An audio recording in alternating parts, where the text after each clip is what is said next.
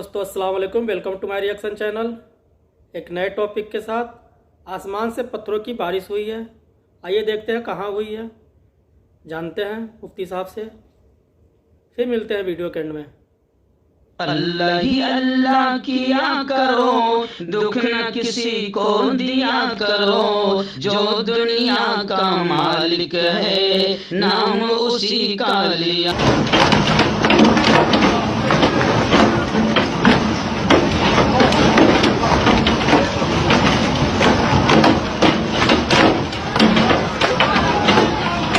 अस्सलामु अलैकुम वरहमतुल्लाहि वबरकातुहू। दोस्तों, शुरू ही में आपने एक वीडियो देख लिया कि किस तरीके से आसमान से बारिश में बड़े बड़े ख़तरनाक पत्थर गिर रहे हैं। अब वो गिर नहीं रहे हैं, किसी के हुक्म से गिर रहे हैं या फिर गिराए जा रहे हैं। आज इस वीडियो को सामने रखते हुए थोड़ी सी बात समझाने की कोशिश करूँगा। अल्लाह करे कि ये हुकूमतों के भी समझ में आ जाए, हमारे भी सबके समझ में आ जाए। जी हाँ, आप जानते हैं कि कुरान मुक़द्दस एक ऐसी किताब है जिसमें इस बात का जिक्र किया गया है कि दुनिया में एक कौम ऐसी गुजरी है कि जिन पर अल्लाह ने अजाब की शक्ल में पत्थरों की बारिश बरसाई थी और बड़े ख़तरनाक अंजाम का वो शिकार हुए थे। पत्थरों की बारिश बरसाई थी। क्यों बरसाई थी मैं ये भी बताऊंगा। और कुरान तो भरा पड़ा है।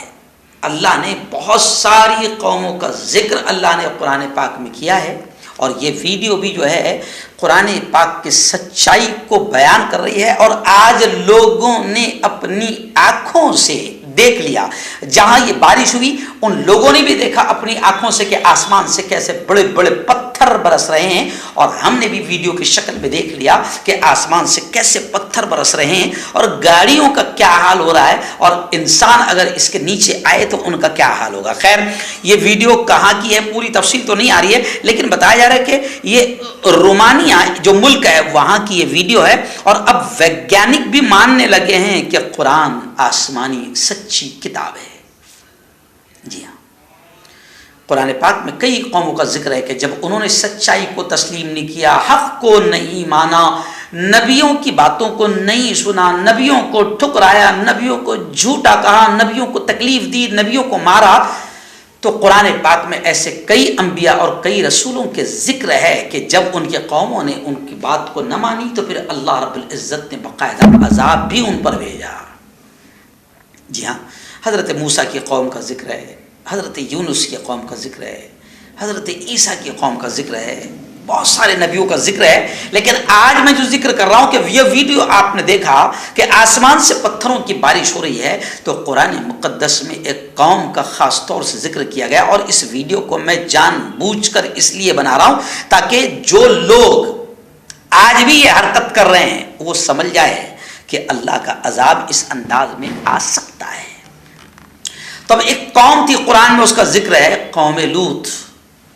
कौम लूत, हज़रत लूत अलैहिस्सलातु व तस्लीम, उनकी कौम को कौम लूत के नाम से कहा जाता, याद किया जाता है, जाना जाता है।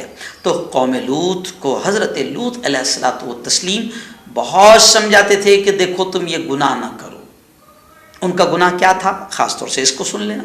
उनका गुनाह ये था कि वहाँ के मर्द, वहाँ के जवान जायज़ तरीक़े से औरतों के साथ निकाह और शादी के बजाय नाजायज़ तरीक़े से ज़िना करते थे। और ज़िना भी इस तरीक़े से कि वो मर्दों के साथ अपनी ख्वाहिशात को पूरी करते थे। जी हाँ, कौम लूत का ये अमल था कि वो अपनी ख्वाहिशात मर्दों के साथ पूरी करते थे, यानी मर्द के साथ अपनी ख्वाहिश को पूरी करता था। अल्लाह ने हज़रत लूत अलैहिस्सलातु वस्सलाम के ज़रिए से इस कौम को समझाया। आखिर حضرت لوط اس قوم کو مناتے تھے، سمجھاتے تھے کہ دیکھو تمہارے لیے اللہ نے عورتوں کو پیدا کیا ہے، عورتوں کے ساتھ آپ جائز طریقے سے اپنے خواہشات کو پوری کریں، لیکن یہ قوم حضرت لوط علیہ السلام کی ایک بات نہیں مانتی تھی۔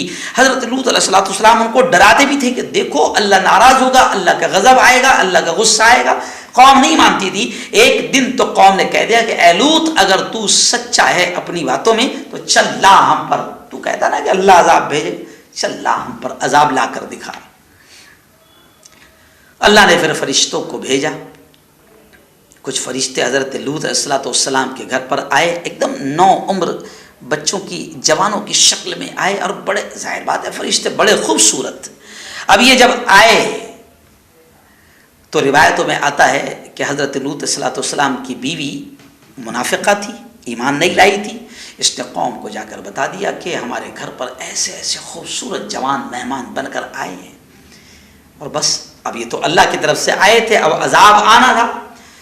اب پوری قوم حضرت لوط علیہ السلام کے گھر کی طرف آئی، گھر کا گھیراؤ کر لیا اور چاہتی تھی کہ وہ غلط کام کرے، اور حضرت لوط علیہ السلام بڑے پریشان تھے۔ انہوں نے اپنے ان مہمانوں کو، جو فرشتے تھے، اپنے ان مہمانوں کو گھر کے ایک روم میں بند کر دیا، چھپا دیا، لیکن یہ فرشتے بھی کہتے تھے کہ لوط تم دیکھتے جاؤ، صبح کا وعدہ ہے، تم دیکھتے جاؤ۔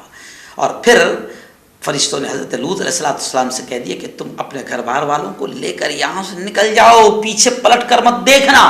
اور بس پھر کیا تھا، اللہ کا عذاب آیا، اور آسمان سے قرآن مقدس 12ویں پارے میں وہ آیت ہے، وَأَمْطَرْنَا عَلَيْهَا، یعنی اس قوم پر وَأَمْطَرْنَا عَلَيْهَا حِجَارَةً مِّن سِجِّيلٍ مَّنضُودٍ۔ میں نے حافظ عبدالحنان جو لوہارا شگاؤں کے رہنے والے، ان کو فون کیا اور ان سے میں نے یہ آیت، کیونکہ میں حافظ نہیں ہوں، میں نے ان سے اس آیت کو پوچھا کہ وہ کون سی آیت ہے قرآن پاک میں جس کا ذکر ہے، تو قرآن پاک میں اللہ نے ذکر کیا کہ وہ وَأَمْطَرْنَا عَلَيْهَا حِجَارَةً مِّن سِجِّيلٍ مَّنضُودٍ، کہ اللہ کہتا ہے پھر ہم نے آسمان سے مضبوط پتھروں کی بارش ان پر برسائی۔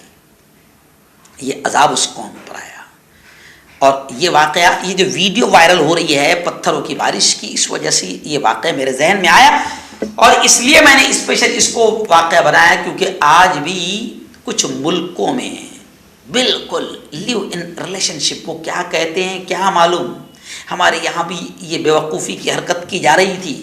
جی ہاں، مرد مرد کے ساتھ اپنی خواہش پوری کرے گا، مرد مرد کے ساتھ رہے گا، عورت جو ہے وہ عورت کے ساتھ اپنی خواہشات کو پورے کرے گی، بالکل فلی اجازت رہے گی۔ یہ حرکت ہمارے یہاں بھی کی جا رہی تھی۔